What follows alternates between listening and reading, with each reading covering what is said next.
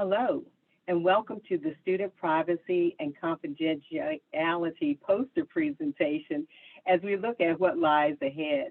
My name is Marion Morton Creighton, and I am an Education Program Specialist in the Office of Special Education Programs, or what we call OSEP, at the U.S. Department of Education. I am the Confidentiality and Privacy Lead for the Monitoring and State Improvement Planning Division of OSEP, or what is known as MSIP. The Student Privacy Policy Office is responsible for implementing the Family Educational Rights and Privacy Act, or what is known as FERPA, and funds for the Privacy Technical Assistance Center, PTAC, that develops resources and tools to implement FERPA.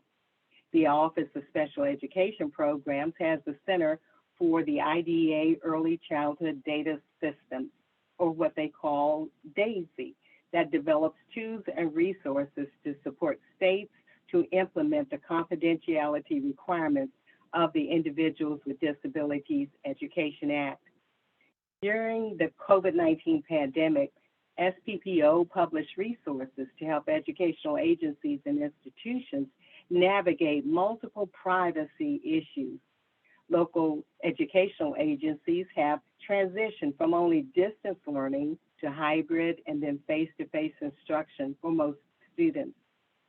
There are two TA centers that were positioned to support states in complying with the privacy, security, and confidentiality requirements of FERPA and IDEA, and there are resources available to support local educational agencies, lead agencies, and state educational agencies.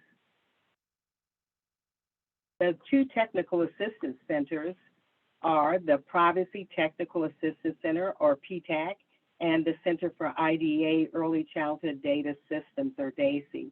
The PTAC has information on how to file a complaint, information on data security, and defines education records.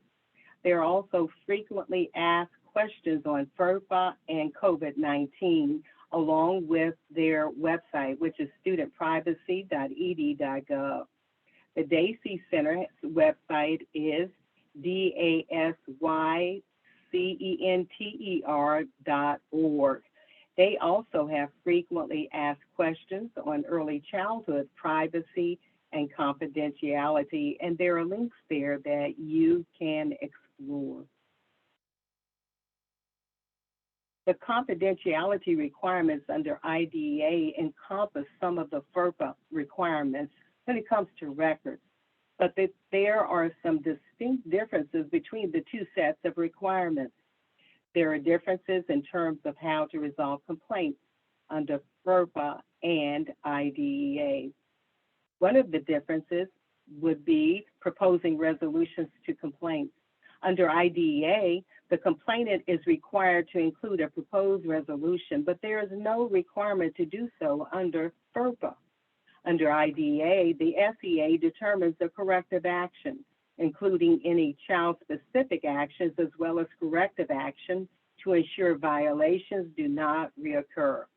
Whereas a FERPA complaint could potentially be filed with no further action taking place for the individual child once the complaint has been received and investigated.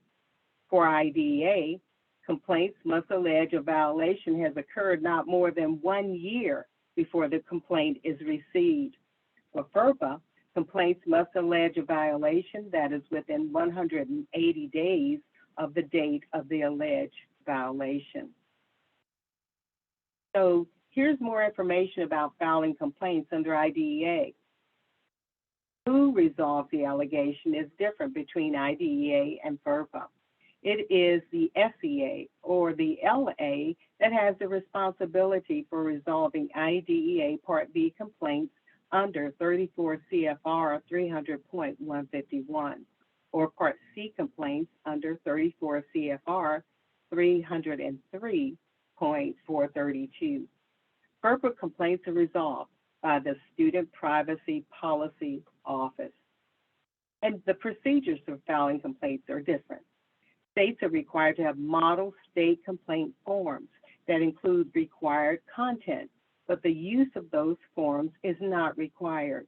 Whereas with FERPA, complaints are filed through the Student Privacy Policy Office. So let's talk about some additional takeaways.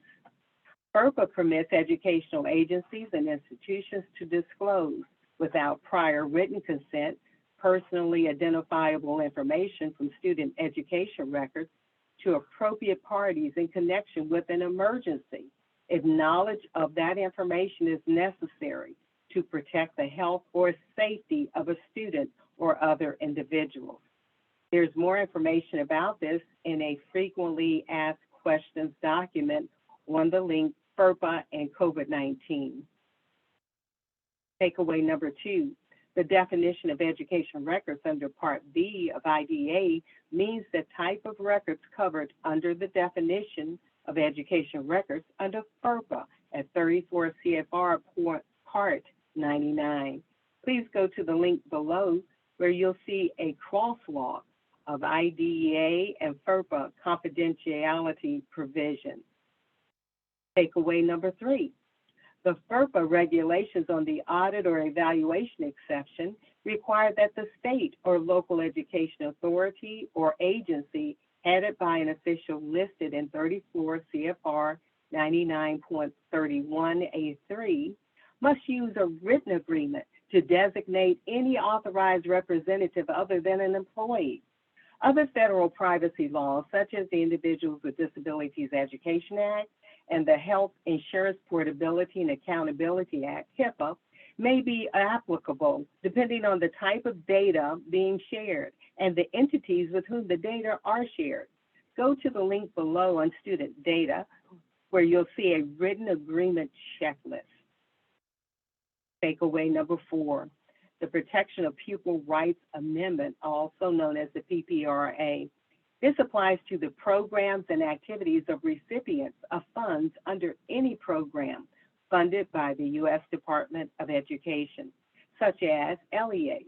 It governs the administration to students of a survey, analysis, or evaluation that concerns one or more of 8 protected areas.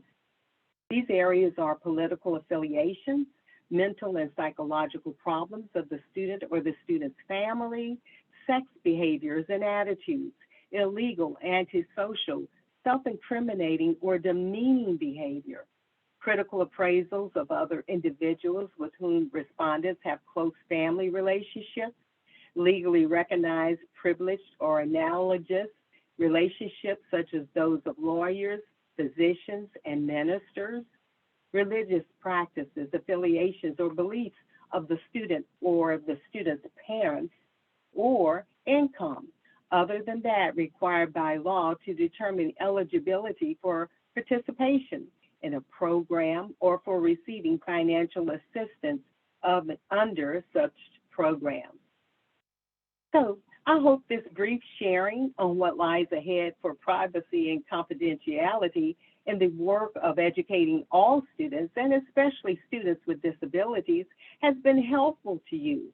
If you should have additional questions, please contact our policy specialist, Lisa Pagano, at lisa.pagano@ed.gov, or you can reach out to me, Marion Creighton, at marion.creighton@ed.gov. Thank you and have a great day.